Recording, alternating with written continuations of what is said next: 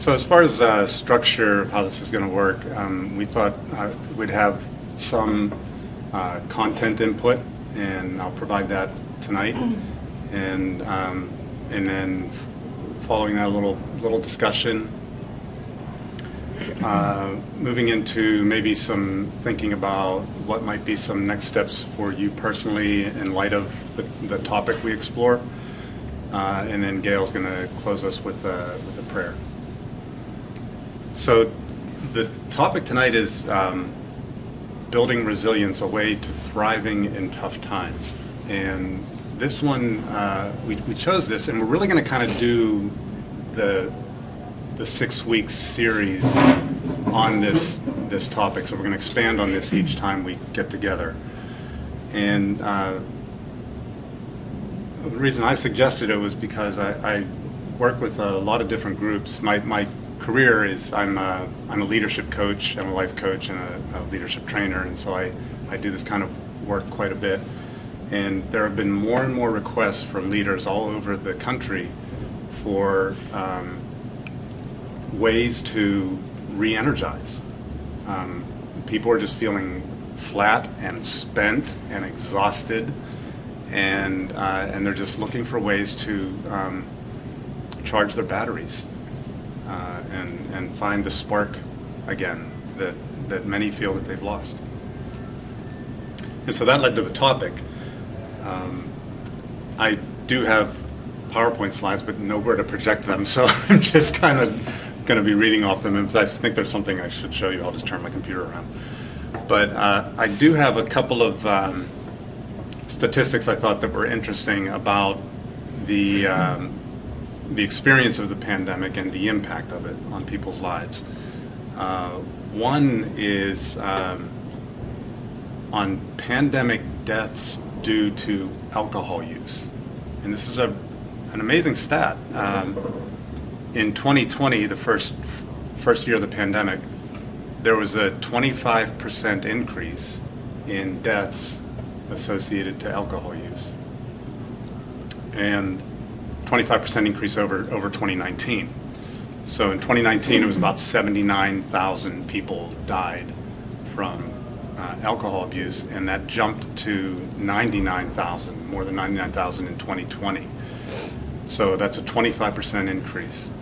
And the average annual increase from 1999 to 2019 is only 3.6%. So we typically have an increase of 3.6% people dying from alcohol. 2020 it jumped 25%.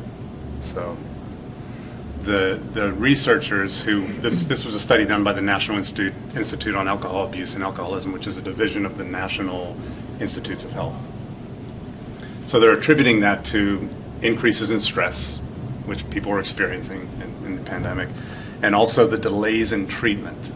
The healthcare system was just so incredibly overwhelmed that people couldn't get the care that they needed, and so there's all these like collateral deaths. There's the nearly 1 million people that died in the United States from the virus, and then there's all these other deaths we haven't really even considered yet. The collateral damage of the virus. So there's that, and then there's the question of, like, as we move into another period of time where the virus is not incredibly active, we wonder about, is the pandemic dying off, and if so, what are the lingering stressors that people are experiencing as the pandemic dies down? Like, how is the stress going to resolve itself? And so Yale University has been doing some research on this, and they've collected data from dozens of studies. I believe the number is in the 30s in terms of the numbers of studies that they looked at in this particular study. And what they saw was that there was a range of 5% to 55% of respondents, depending on the study, that were reporting symptoms of post-traumatic stress. So that's a really big range, 5% in some studies and 55% in other studies. And so what they're kind of saying is that, the jury is still out on the post-traumatic stress thing related to the pandemic. We really don't know how much of that there really is out there. But the typical, in a typical year, people who report post-traumatic stress in studies is about 3.5% of the population. So if that's the typical, the minimum of the studies they looked at for the pandemic years was 5.5. So there's a jump right there, and a significant jump, up to possibly 55%, which is an enormous number of people reporting that level of stress. So maybe you're stressed coming out of this experience. Maybe you're not. You may be. I don't know where you are in the statistics, but the truth is, if you're not stressed now, you're going to be stressed sometime, right? Stress isn't something that just, when it goes away forever. We all know that it ebbs and flows in our lives and has peaks and valleys and impacts us in all kinds of ways. So dealing with it is important. And what I'm proposing tonight is that the practices of resilience is not only a way to deal with stress, but to build up personal reserves so that when stress comes, you can move through it more powerfully and more effectively. So you're less rocked by the things that happen in life if you build up the reserves of resilience. So I have a definition for you of resilience, and I think this is a slide I should show you because it's a pretty dense definition. So it's the lived experience of a collection of research-based, revitalizing daily practices that expand our capacity to thrive in the face of challenges.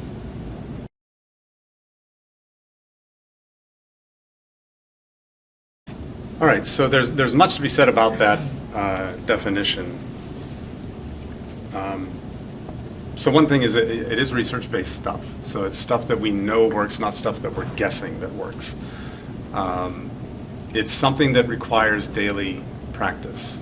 So we can't build our reserves by just one day doing everything that's going to create more energy in our lives and then for 2 weeks doing nothing.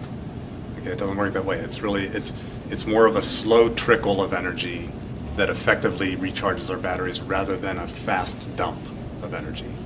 Okay, so like catching up on sleep on the weekend, no, that's not a healthy practice. Sleeping every day the right amount is the healthy practice. It's trickle charging, rather than trying to sleep through a weekend so you can stay up for 18 hours to 24 hours during the week. And so I'd like to say something about practices too.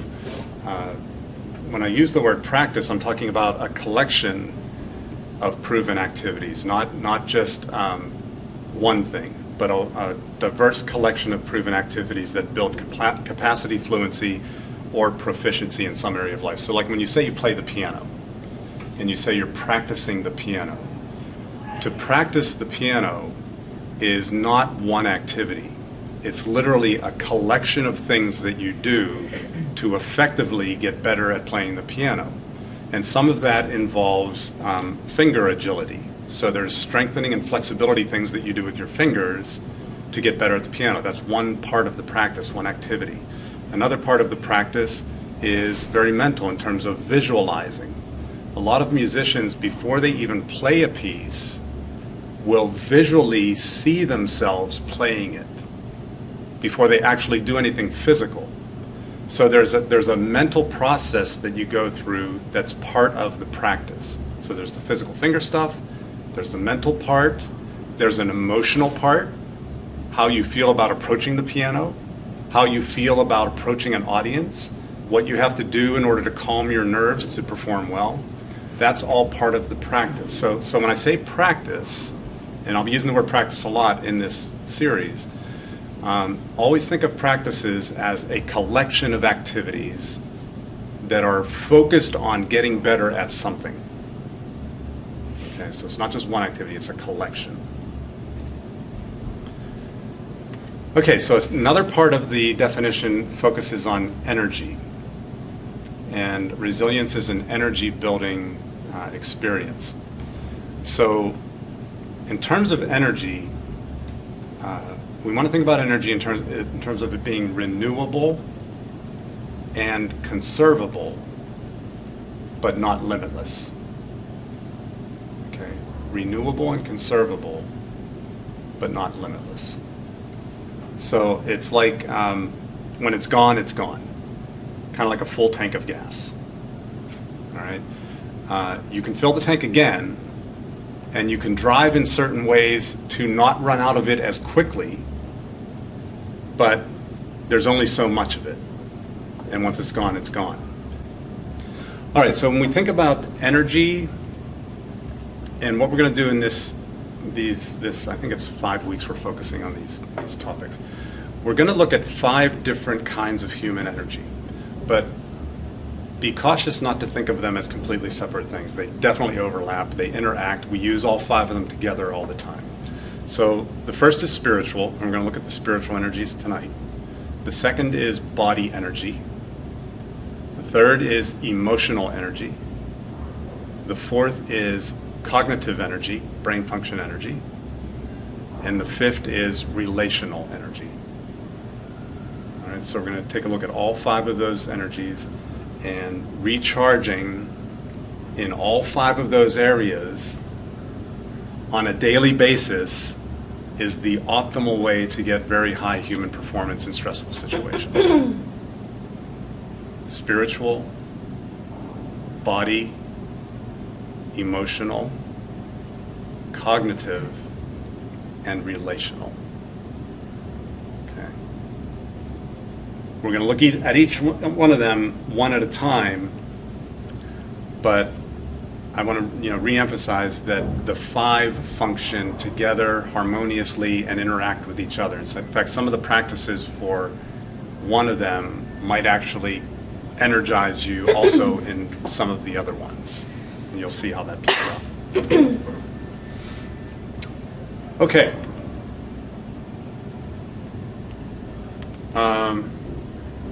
Last new piece of information before we get into the spiritual energy. There's a thing that the medical field is paying a lot of attention to, and they call it surge capacity.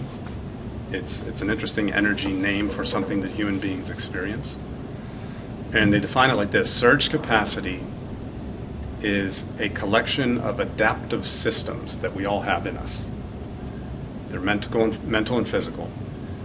And we draw on them for short-term survival in acutely stressful situations, such as like a tornado or a hurricane, a natural disaster. Okay, surge capacity. It gives us almost superhuman energy to get through a really, really difficult situation for a short period of time. Okay, so when a natural disaster hits, people's energy levels change and shift, and they get this amazing burst that allows them to work for 18 to 24 hours straight, dealing with the emergency that's right in front of them.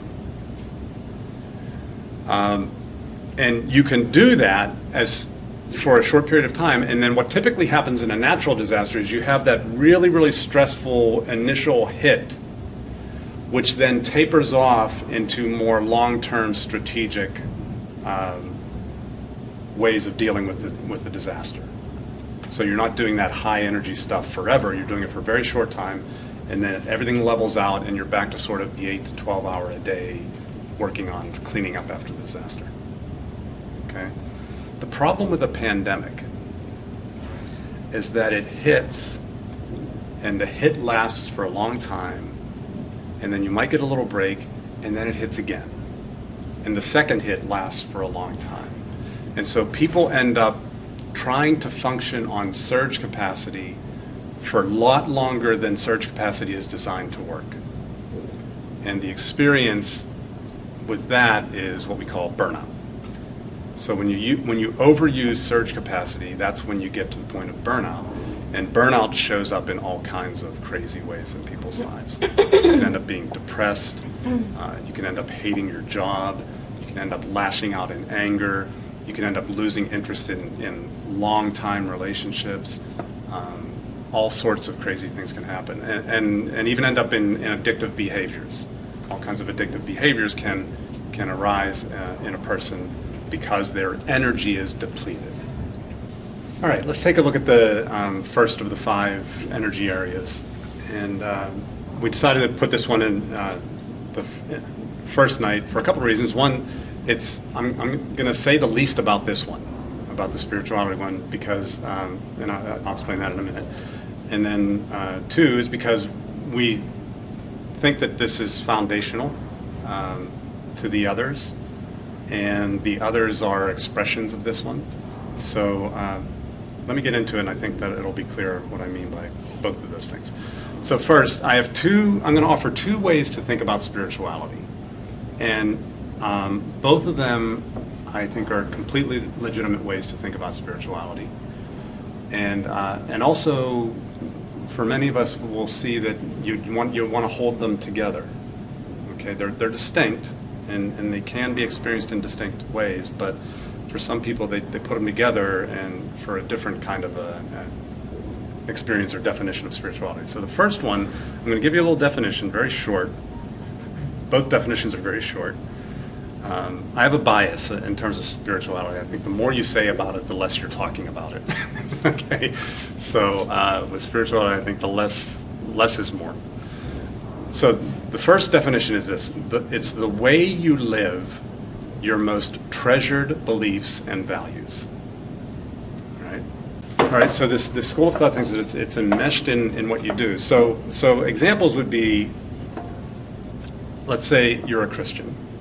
So a Christian would be somebody who tries to align their life with the beliefs and values of Christianity, okay, the way of Christ. And by doing that alignment builds energy in the person's life. Okay? When you really feel like you're living in a way that is consistent with what you believe deeply, then that's an energy building experience. All right? So it gives you resilience. All right? When you feel like you believe one thing, but you're living in a different way, that creates an internal conflict that consumes a lot of your energy, because you feel conflicted and you're trying to figure it out, and there's feelings of guilt and shame and doubt about yourself and lack of integrity, and that takes a lot of mental and emotional energy to deal with that. But when you're living in your groove, when you have a flow where your actions and your words and your choices are in alignment with your deep beliefs and values, you feel like you're really in harmony with yourself and with the world. And that's energy building, okay? So the same would be true if you're Buddhist, right? A Buddhist person who is deeply spiritual is somebody who has alignment between the Buddhist beliefs and the choices that they make on a daily basis. Jewish, same thing. Unitarian, same thing. And then this might surprise you, but if you're a capitalist, all right, we don't often think of these kinds of things as being spiritual, but in this definition of spirituality, you would have to throw these other belief systems in the mix. So somebody who is a true devotee of capitalism will feel more like they're in their flow when their daily choices are in alignment with what they believe in terms of capitalism. Same thing with socialism. If you're a socialist, you feel more like you're in groove, you feel like you are more energized, you can deal with more stress if your daily choices and activities are in alignment with socialist principles. Right? So this is a definition of spirituality that I'd like you to wrestle with. And the way for you to get to your spiritual richness, which gives you energy, is number one, be super clear about what you believe and what you value most deeply, and then make your choices based on that. You say yes to things that are in line with it, and you say no to things that are out of line with it. And that puts you in your flow, which gives you more energy. you're more resilient. All right, so that's one way to think about spirituality. The second definition I want to give you is more, well, I'm not going to say more or less than anything. I'm just going to give it to you. This one is this: encountering the mystery of love. Okay. That's another definition of spirituality that's out there. It's encountering the mystery of love. And this one is built on the belief that love is the driving force of all existence, and that the pursuit of love is the pathway to meaningful living, the pathway to joy, to peace, to justice. And you can find this spiritual thread running through all of the great world religions. They all have it. It's encountering the mystery of love. And this is the one that you cannot say a whole lot about because of that word mystery. Okay? Mystery isn't something that we don't know and all we got to do is think a little bit more about it and we'll figure it out. No, mystery is, to acknowledge mystery is to say there are things we will never understand as human beings. In other words, there's a human limit. And beyond that limit is the mystery of love, which we can only give ourselves over to. We can't sort of consume it and know it completely. Okay, so it's a very different definition of spirituality. But again, I think both of these definitions are valid. They're both embraced by many religions, and both are energy givers if you practice them. So let's talk about the practices.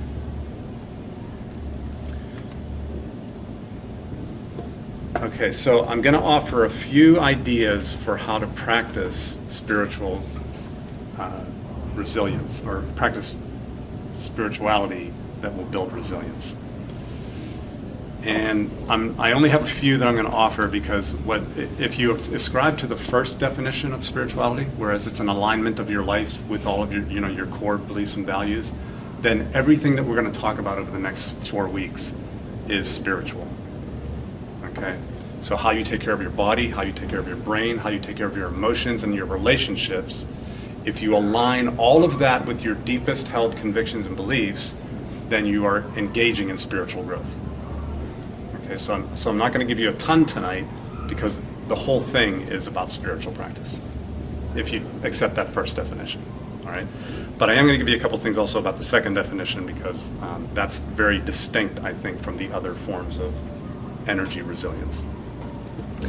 All right, so the first practice is the alignment of daily activities with beliefs and values, and I've already given you a couple examples of that. So whatever you deeply hold and believe, you do things in alignment with that. So, I mean, I'm a vegetarian, right? So Really? it's a deep held belief, and there are things I do, that are in alignment with that. And when I am in alignment, I feel like I'm in part of my groove. It's just part of my spirituality is being vegetarian. That's just part of it. So we were Okay? all just a little devil on your shoulder trying to get you to Yeah, veer you guys away are a little from devil it. here, and I got my little Yeah, vegetarian right. angel over here saying, don't eat that pepperoni.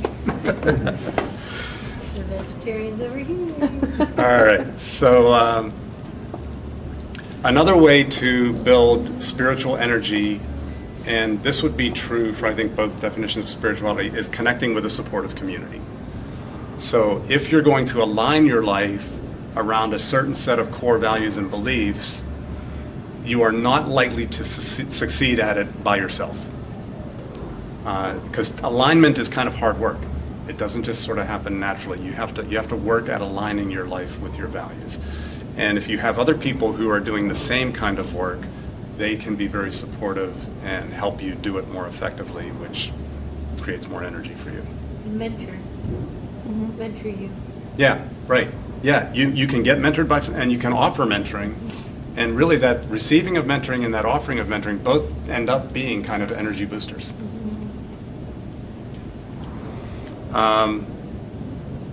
Okay, meditating and praying silently. Now this is one that's a little bit more connected to the second definition, of spirituality being encountering the mystery of love. And meditating and praying silently is something that really, again, all the great world religions practice it.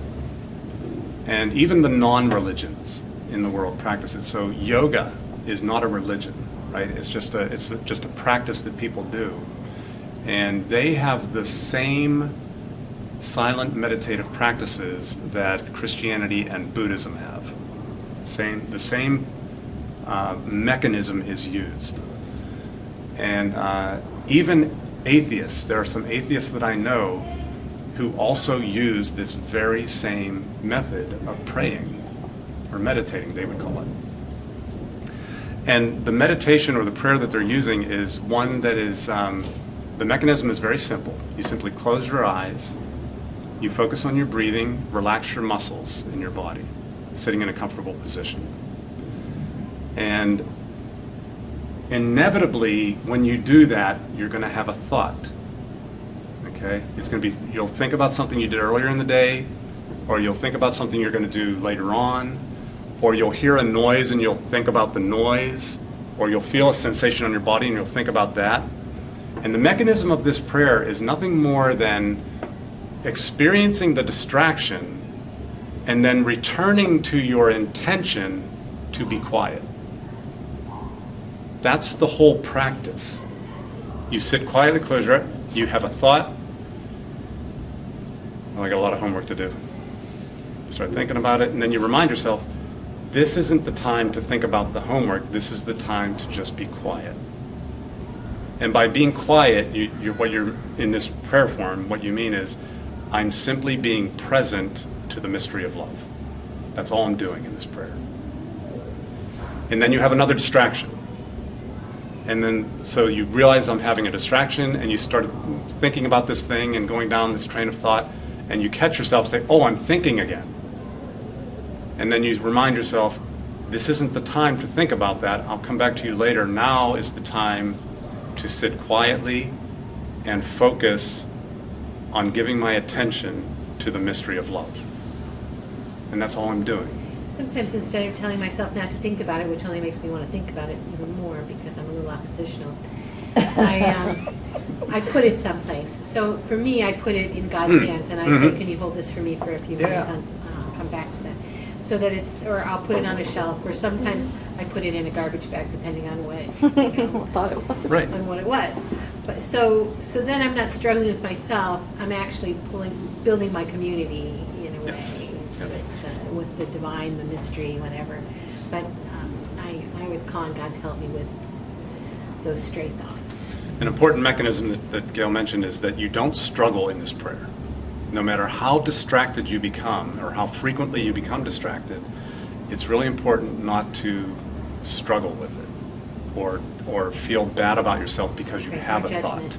No judgment. If you didn't have a thought, you would be dead. Okay? Yes. So the thoughts are normal, they're going to happen. And they're good because every time you have a thought, you have another opportunity to put the thought away.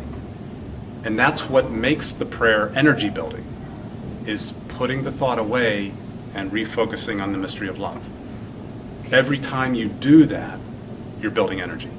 It also helps me to know what I'm struggling with in the moment, because those are usually the thoughts that come up, in one way or another. Mine is always that I have an itch, and I think if I were really good at this, I wouldn't have this itch, but I just scratch it, and then it goes away. So, I just think the judgment piece is really important to focus on. Yeah. Okay, so I offered that one up as a very unique practice because it's one that's completely focused on the second definition of spirituality, whereas all of the alignment things are focused more on the first definition of spirituality. Okay. People don't think about this as a spiritual practice, but it is. Sleeping well. Sleeping well is a spiritual practice. Make that happen. It's a very natural energy builder, right? It recharges your brain, recharges your body, it helps with healing, it does all these really wonderful physical things for you. But it also is it's very similar to that type of prayer that I just described, in that you let go of controlling your thoughts when you sleep. And that's what the abandonment to the mystery of love is about. It's letting go of controlling of your thoughts so that the mystery of love can just do whatever it needs to do with you. Okay? So sleeping is like that. Breathing with focus and attention would be the last practice that I'll offer here. And it's often the very first thing a person does when they pray in a meditative fashion is simply focusing in on the pattern of your breathing. And so sometimes when people are distracted by thoughts in this meditative prayer, they'll return to their breathing as the thing that helps them refocus and recenter. So they just, rather than thinking about the thought, they'll just say, think about the breathing. And there's much to be said about breathing. All the world religions, again, talk about breathing as a significant part of spiritual discipline. The word spirit itself comes from words that mean breath and wind. Breathing is, if you ever just sit and think about your breathing, it's, when you inhale, you're bringing in all kinds of things that you need. And when you exhale, you're getting rid of stuff that you don't need, which is a really nice sort of just meditation about the rest of your life. What are you going to take in that you need in order to be aligned with your deep convictions? And what are you going to exhale and let go of so that it's not making you feel conflicted in your daily living? Okay.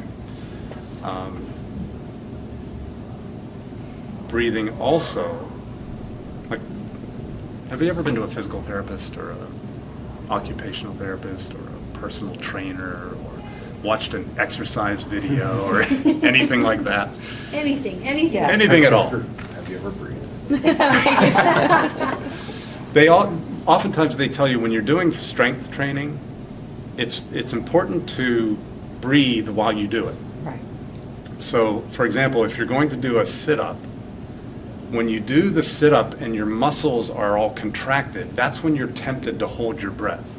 Right? You take a breath and you do one of those. But what the experts will tell you. Can you do that again for us? Can I do that again? Replaying that one in my head a couple times. Sorry. The camera caught that, don't worry. It did, we think. What they tell you is that when you have the muscle contracting, that's when you want to use the exhale. Okay? So the inhale, remember you're pulling in what you need, you're getting all the oxygen you need so the blood flow goes to the muscles that are about to build strength. And then on the exhale, you do the contraction, which is the strength building move. And so you're eliminating things you don't need. You're eliminating weakness, you're eliminating, the extra stuff in your life you don't want, and you're building what you do want, the strength. So the inhale and the exhale in terms of physical vitality and physical energy is really important, and it's equally important in terms of spiritual vitality.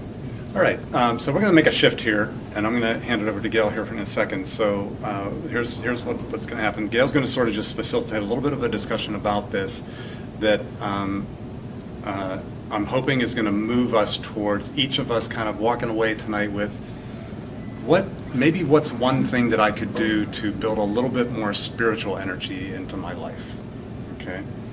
And then once you have that one thing, I'm going to close out with some habit-forming principles so that when you walk away with your one thing, you might have a little bit of a framework that you can put it into so that you might be able to build a positive habit that you want for your own life.